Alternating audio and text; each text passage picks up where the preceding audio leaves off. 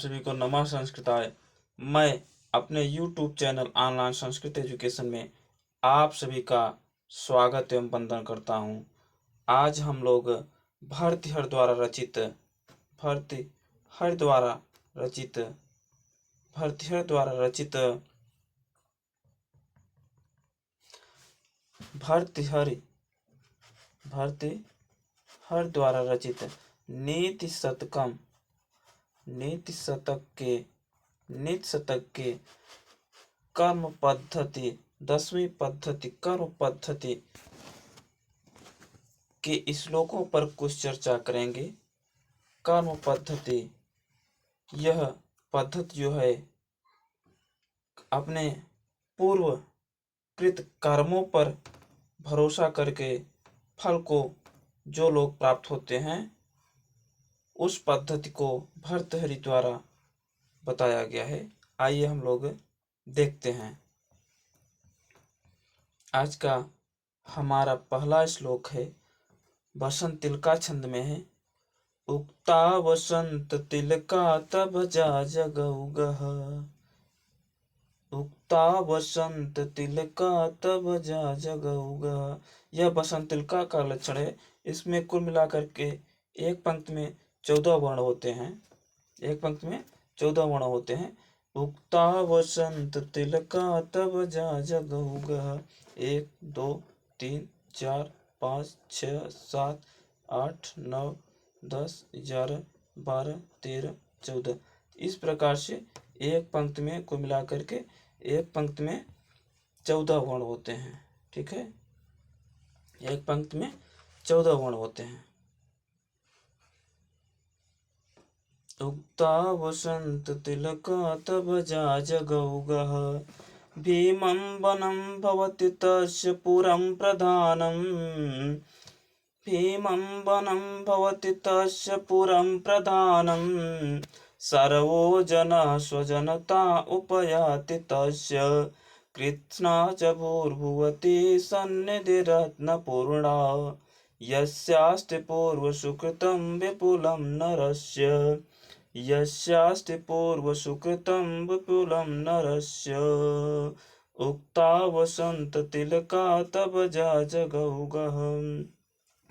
तो महाकवि भर्तृहरि जी अपने इस श्लोक के माध्यम से बता रहे हैं मानव को, हे मानव, आप अपने कर्म पर ही पूर्वकृत पुण्यों के द्वारा आप अपने कर्म पर ही सफलता को प्राप्त करेंगे।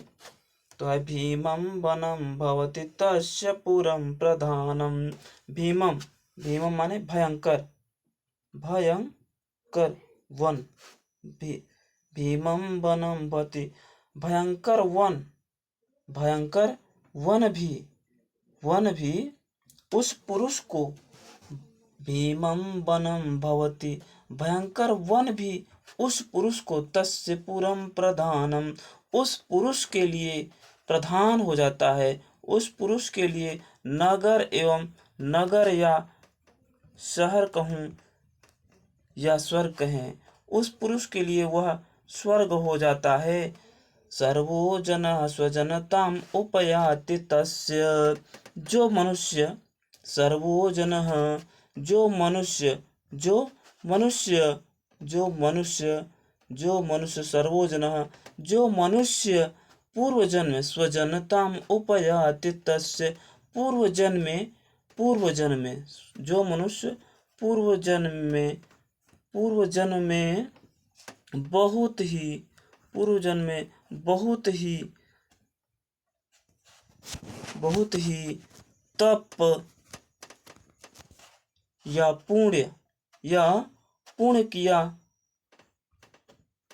होता है, जो मनुष्य पूर्व जन्म में बहुत ही पुण्य किया होता है, उसके लिए भयंकर वन भी नगर एवं शहर या स्वर्ग हो जाते हैं। जो मनुष्य पूर्व जन्म में ही स्वजनताम उपयाति तस्य, जो पूर्व जन्म में ही मनुष्य बहुत पुण्य किए होते हैं, तस्य, उसके लिए भयंकर वन भी महानगर या शहर या स्वर्ग हो जाते हैं। इस प्रकार से महाकवि भर्तृहरि जी लोगों को बता रहे हैं कि यदि आप पुण्य करेंगे तो आपके सभी कार्य सफल होंगे। कृष्णाच भूर्भुवति सन्निधि रत्न पूर्णा यस्यास्ति पूर्व सुकृतं विपुलं नरस्य। कृष्णाच भूर्भुवति सन्निधि रत्न पूर्णा यस्यास्ति पूर्व सुकृतं विपुलं नरस्य। यस्यास्ति पूर्व सुकृतं विपुलं नरस्य। यस्यास्ति पूर्व सुकृतं विपुलं नरस्य। जिसके द्वारा, जिस मनुष्य के द्वारा, यस्यास्ति, यस्य अस्ति विपुलं नरस्य, जिस मनुष्य के द्वारा पहले ही अधिक, विपुलम पहले ही अधिक, यस्य अस्ति जिसके द्वारा, जिस मनुष्य के द्वारा, विपुलम अधिक ही, पूर्व पहले ही, पुण्य पुण्य पुण्य किया गया है, उसके लिए भू धरती, उसके लिए धरती जो है वह सन्निधि, समुद्र के रत्नों के समान, समुद्र के रत्नों के समान वह हो जाती है। उसके लिए, उस पुरुष के लिए यह धरा भी, यह धरती भी सन्निधि समुद्र की भांति, समुद्र की तरह रत्न के समान हो जाती है। इस प्रकार से महाकवि भर्तृहरि जी बता रहे हैं कि जो मनुष्य पूर्व जन्म में बहुत अधिक पुण्य कमाया होता है, बहुत अधिक पुण्य किया होता है, उसके लिए यह भू धरती भी सन्निधि समुद्र के समान रत्न की तरह हो जाती है। इस प्रकार से महाकवि भर्तृहरि जी बता रहे हैं कि सर्वे जना स्वजनताम उपयाति तस्य, उस मनुष्य के लिए जो मनुष्य पूर्व जन्म में पुण्य,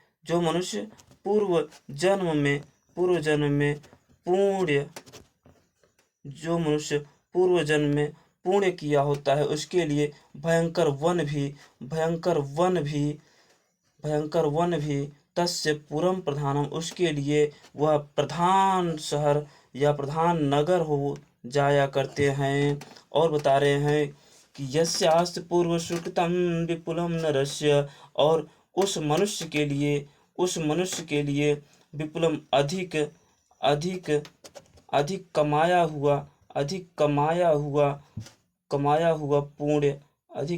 हुआ पुण्य भी वह भूभुवति धरती भी हो जाती है, सन्निधि समुद्र की तरह रत्न के समान हो जाया करती है। इस प्रकार से महाकवि भर्तृहरि जी बता रहे हैं कि ऐ मानव, आप अपने पुण्य कर्मों को करके ही आप आगे बढ़े और अपने कर्मों में सफलता को प्राप्त करें। अगला श्लोक है, देखते हैं। यह भी बसंत तिल का छंद में है। उक्ता बसंत तिल का तब जा जगौगह।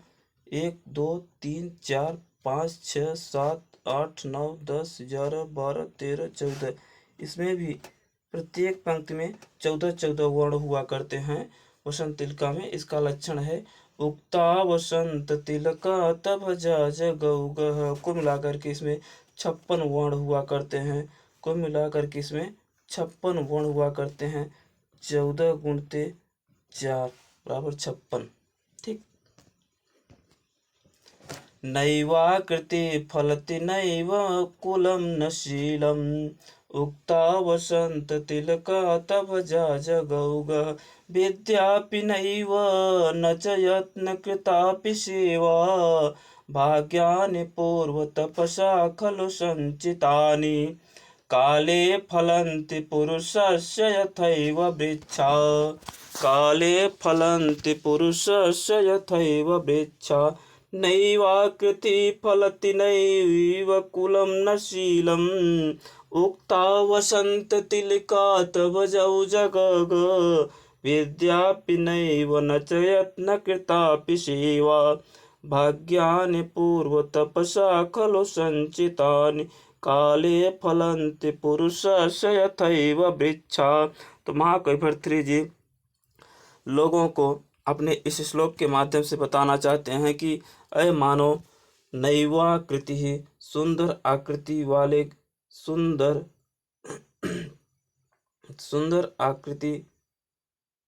सुंदर आकृति वालों फलनैव फलति कि नहीं फलती है।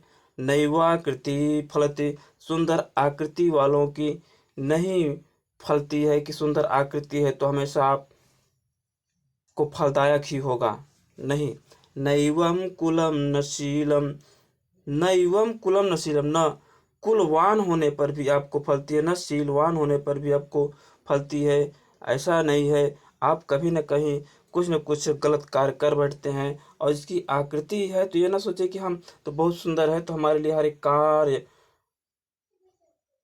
कार्य हमारे लिए फलदायी होगा। नहीं, ऐसा नहीं है। नैवाकृति फलति, कभी कभी ये सुंदर आकृति वालों के लिए भी फलदायक कार्य नहीं होता है। नैवम कुलम न शीलम, कभी कभी कुलवानों के लिए भी फलदायक कार्य नहीं होता है। कभी कभी शीलवान लोगों के लिए, शीलवान व्यक्तियों के लिए भी फलदायक कार्य नहीं होता है। विद्यापि नैवम, और कभी कभी विद्या ही फलती नहीं है, विद्या भी नहीं फलती है। न च यत्न कृताप सेवा, और न च, और यह भी पूर्वकृत और यत्न पूर्वक यत्न कृताप, यत्न पूर्वक की गई सेवा भी कभी कभी नहीं फलती है,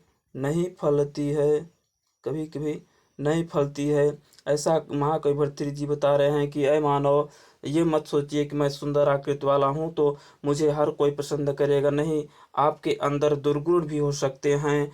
आप कुलवान हैं तो ये न सोचे कि हमको हर एक कार्य फलदायक होगा। नहीं, आप अच्छे कुल में हैं लेकिन आप में दुर्गुण भरा हुआ है तो ऐसा भी हो सकता है। आप स्वभाव से शील हैं लेकिन देखने में आप क्रूप हैं तो भी नैवम फलत, नहीं फलदायक होगा। विद्यापि नैवम, आप के पास विद्या भी है फिर भी वो नहीं फलेगी। कभी कभी ऐसा समय आ जाता है। न च यत्न कृतापि, और कभी कभी यत्न पूर्वक की गई सेवा भी नहीं फलती है। भाग्यानि पूर्व तपसा खलु संचितानि काले फलन्ति पुरुषस्य यथैव वृक्षा। महाकवि भर्तृहरि जी बता रहे हैं कि भाग्यानि पूर्व, भाग्य से ही पूर्व में, भाग्यानि पूर्व तपसा, भाग्यानि भाग्य से ही पूर्व में की गई तपस्या